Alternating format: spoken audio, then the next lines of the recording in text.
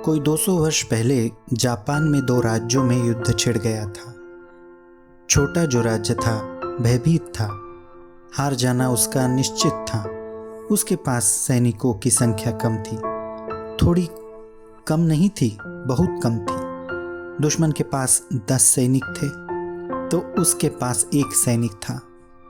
उस राज्य के सेनापतियों ने युद्ध पर जाने से इनकार कर दिया। उन्होंने कहा कि यह तो सीधी मूढ़ता है, हम अपने आदमियों को व्यर्थ ही कटवाने ले जाए। हार तो निश्चित है। और जब सेनापतियों ने इनकार कर दिया युद्ध पर जाने से, उन्होंने कहा कि यह हार निश्चित है, तो हम अपना मुंह पराजय की कालिक से पोतने जाने को तैयार नहीं, और अपने सैनिकों को भी व्यर्थ कटवाने के लिए हमारी मर्जी नहीं। मरने के बजाय हार जाना उचित है।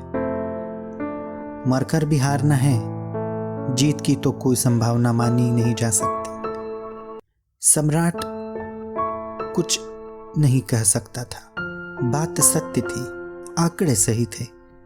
तब उस गांव में बस एक फकीर से जाकर प्रार्थना की कि क्या आप मेरी फौजों के सेनापति बनकर जा सकते हैं। यह उसके सेनापतियों को समझ में ही नहीं आ रहा था कि एक फकीर को क्यों सेनापति बनाया जा रहा है।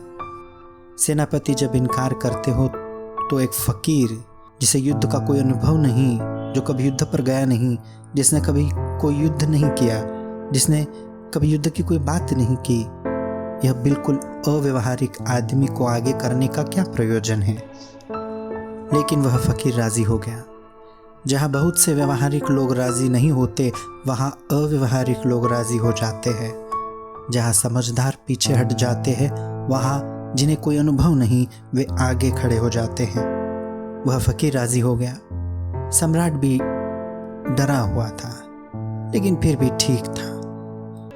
हारना भी था तो मरकर हारना ही ठीक था। फकीर के साथ सैनिकों को जाने में बड़ी घबराहट हुई। यह आदमी कुछ नहीं जानता, लेकिन फकीर इतने जोश से भरा था, सैनिकों को जाना पड़ा। सेनापति भी सैनिकों के पीछे हो लिए कि देखे होता क्या है। जहाँ दुश्मन के पड़ाव पड़े थे, उससे थोड़ी ही दूर उस फकीर ने एक छोटे से मंदिर में सारे सैनिकों को रोका और उनसे कहा कि इसके पहले कि हम चले, कम से कम भगवान को कह दे कि हम लड़ने जाते हैं, और उनसे पूछ भी ले कि तुम्हारी मर्जी क्या है। अगर हारना ही है तो हम वापस लौट जाए, और अगर जीतना हो तो ठीक। सैनिक बड़ी आशा से मंदिर के बाहर खड़े हो गए। उस आदमी ने हाथ जोड़कर आंख बंद करके भगवान से प्रार्थना की, फिर अपने जेब से 1 रुपया निकाला और भगवान से कहा कि मैं इस रुपये को फेंकता हूँ। अगर यहाँ सीधा गिरा तो हम समझ लेंगे कि जीत हमारी होनी है और हम आगे बढ़ जाए, और अगर यह उल्टा गिरा तो हम मान लेंगे कि हम हारने वाले हैं और हम वापस लौट जाएंगे और राजा से कह देंगे व्यर्थ मरने की व्यवस्था मत करो, हमारी हार निश्चित है। भगवान की भी यही मर्जी है। सैनिकों ने गौर से देखा, उसने रुपया फेंका। चमकती धूप में रुपया चमका और नीचे गिरा। वह सिर के बल गिरा था, वह सीधा गिरा था। उसने सैनिकों से कहा, फिक्र छोड़ दो, यह ख्याल ही छोड़ दो कि तुम हार सकते हो। अब इस जमीन पर कोई तुम्हें हरा नहीं सकता। रुपया सीधा गिरा था, भगवान साथ थे। वह सैनिक जाकर लड़ने लगे। 7 दिन में उन्होंने दुश्मन को परास्त कर दिया। वे जीते हुए वापस लौटे उस मंदिर के पास। उस फकीर ने कहा, अब लौट कर हम धन्यवाद तो दे दे। वे सारे सैनिक रुके। उन सब ने हाथ जोड़कर भगवान से प्रार्थना की और कहा, तेरा बहुत धन्यवाद कि तू अगर हमें इशारा न करता जीतने का तो हम तो हार ही चुके थे। तेरी कृपा और तेरे इशारों से हम जीते हैं। उस फकीर ने कहा, इसके पहले कि भगवान को धन्यवाद दो, मेरी जेब में जो सिक्का पड़ा है उसे गौर से देख लो। उसने सिक्का निकाल कर बताया। वह सिक्का दोनों तरफ से सीधा था, उसमें कोई उल्टा हिस्सा था ही नहीं। वह सिक्का बनावटी था, वह दोनों तरफ सीधा था, वह उल्टा गिर ही नहीं सकता था। उसने कहा, भगवान को धन्यवाद मत दो, तुम आशा से भर गए थे इसलिए जीते हो। तुम हार भी सकते थे क्योंकि तुम निराश थे और हारने की कामना से भरे हुए थे। तुम जानते थे कि हारना ही है।